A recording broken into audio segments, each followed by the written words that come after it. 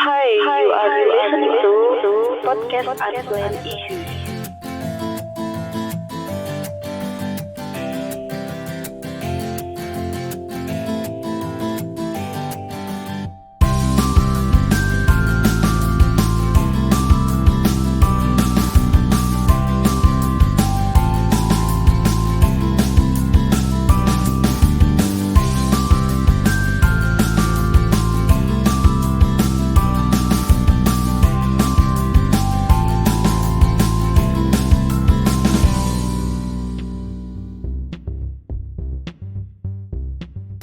Halo, hari ini tanggal 30 September 2020.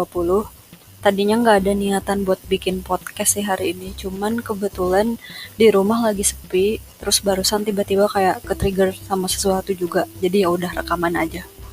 Hari ini ceritanya aku mau bahas tentang kindness investigation.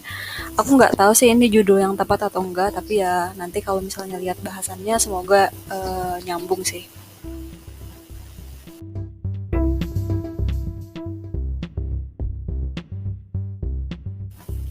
Nah, jadi beberapa waktu ini tuh orang-orang di rumah tuh suka nonton film-film pendek gitu ya, entah kakakku yang cewek, entah itu mamaku juga.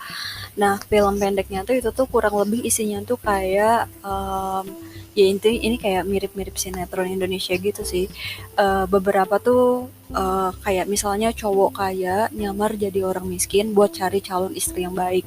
Sebaliknya juga kayak istrinya juga kayak nyamar jadi bukan orang sekolahan buat cari cowok yang ikhlas sama dia. Atau misalnya tuh ada orang yang dia mau sedekah, mau mau berbuat kebaikan, terus dia pura-pura nyamar jadi orang susah buat cari orang baik yang benar-benar layak dapat bantuan tersebut. Atau ada juga nih case-nya tuh ceritanya tuh dia tuh bos yang pura-pura jadi pekerja bawahan buat ngamatin kinerja karyawannya. Nah, di sini tuh aku kayak ke-trigger sama sesuatu sih. Sama hal-hal yang kayak gini.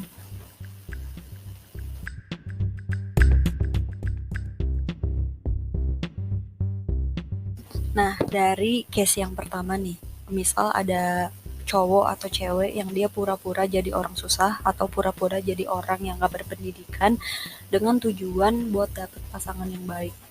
Ini tuh clash banget sih menurut aku, karena menurut aku tuh cari pasangan tuh gak mesti diawali dengan manipulatif tentang diri kita sendiri.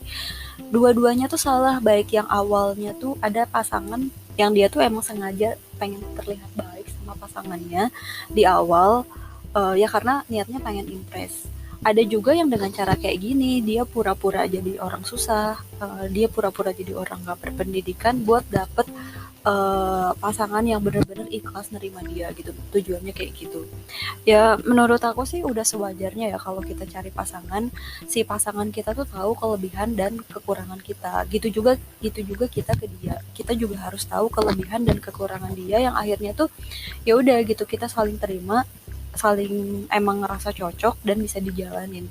Kalau misalnya dari awalnya udah manipulatif, mungkin nanti si pasangan juga bakal ngerasa ditipu sama kelakuan kita kayak gitu. Dan baik buruknya orang tuh ya gak serta-merta cuma dilihat dari satu dua kejadian aja, apalagi buat pasangan yang itu tuh seumur hidup. Nah, terus misalnya nih di case yang kedua itu misalnya ada orang yang mau sedekah nih, terus dia nyamar jadi orang susah ceritanya. Tujuannya tuh ya satu buat bener-bener nemuin orang-orang baik, di mana orang susah itu tuh dia tuh juga punya punya eh, punya empati, dia juga termasuk orang baik di mata orang yang mau sedekah itu.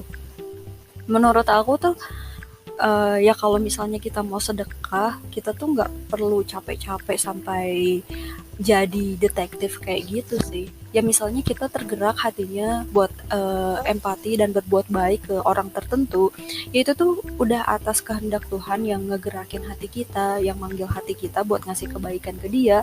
Terlepas orang itu tuh baik secara keseluruhan ataupun enggak, itu tuh bukan urusan kita lagi sih menurutku. Soalnya kalau misalnya mau berbuat kebaikan aja, kita sibuk dulu cari siapa yang paling layak dapetin bantuan kita, itu bakal ribet banget sih. Dan akhirnya tuh itu malah takes time Yang itu tuh menurut aku lebih banyak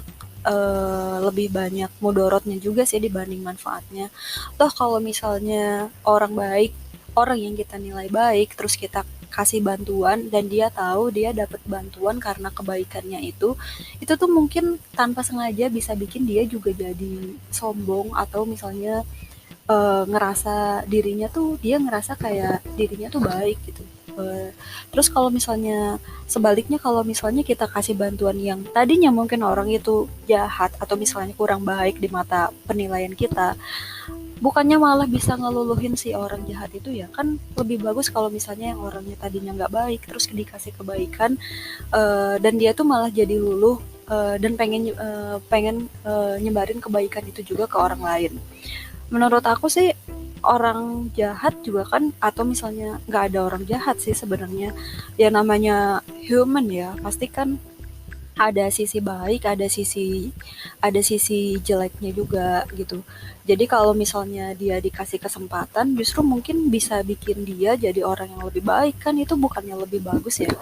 Intinya sih ya kalau mau berbuat baik aja gitu, nggak usah mikir terlalu overthink tentang penerima kebaikan dari yang kita kasih. Toh kebaikannya juga kan mungkin nggak seberapa, tapi kok kita kayak ngerasa hero banget sampai harus milih-milih orang, siapa sih yang layak kita kasih kebaikan, siapa sih yang layak kita kasih bantuan kayak gitu.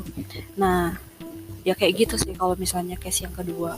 Nah, terakhir nih yang case ketiga itu ceritanya tuh kayak ada petinggi perusahaan, bos, CEO atau apapun yang dia tuh pura-pura jadi kerja kasar buat ngamatin kinerja karyawannya.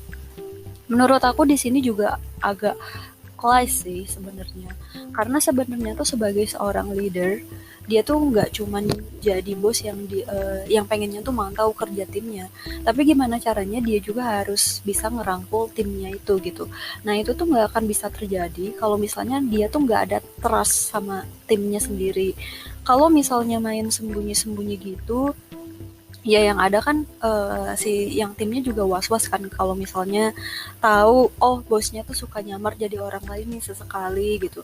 Dan mungkin entah gimana pasti akhirnya kebongkar juga sih walaupun kita pinter banget nyamarnya kayak gimana, kalau misalnya itu yang udah dijadiin culture dan habit di suatu perusahaan pasti akhirnya tuh kayak ada omongan desas-desus kalau misalnya wah si bos lagi nyamar bla bla bla segala macam, dan itu menurut aku nggak efektif sih.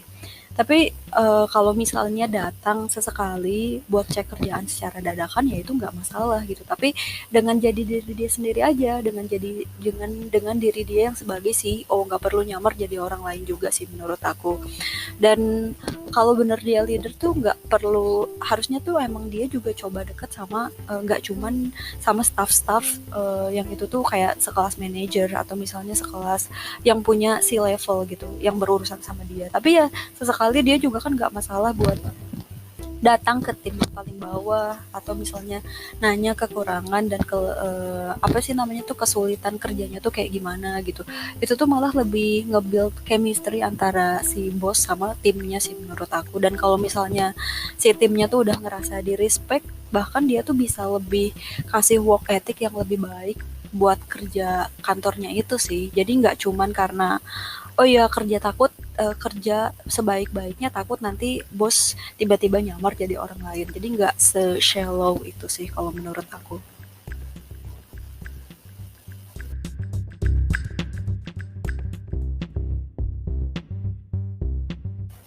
Nah, kesimpulannya dari ya random issue ini, em, menurut aku tuh kalau kita mau lihat personality-nya orang atau mau lihat karakter dan behaviornya seseorang itu tuh nggak melulu sehitam putih yang kita lihat gitu.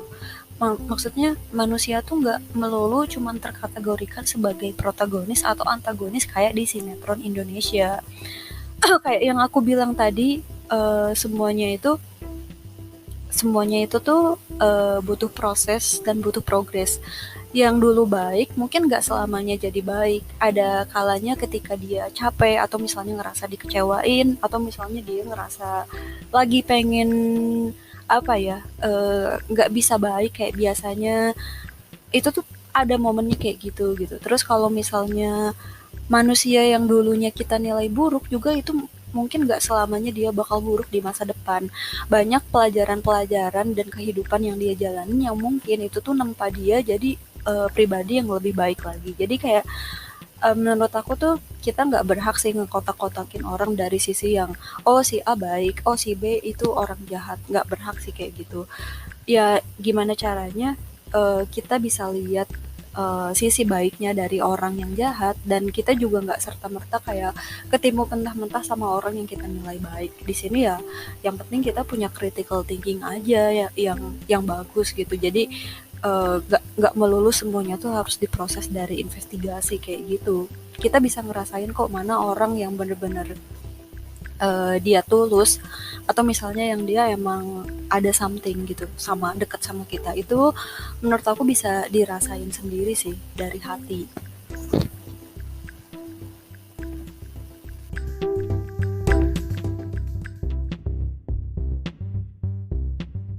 Udah sih segitu aja bahasan kali ini. Paling hari ini aku pengen tutup dengan satu quotes dari Harold Kushner. Kira-kira quotes-nya tuh kayak gini. Do things for people not because of who they are or what they do in return, but because of who you are. Sekian episode hari ini. Terima kasih yang udah dengerin. Have a nice day.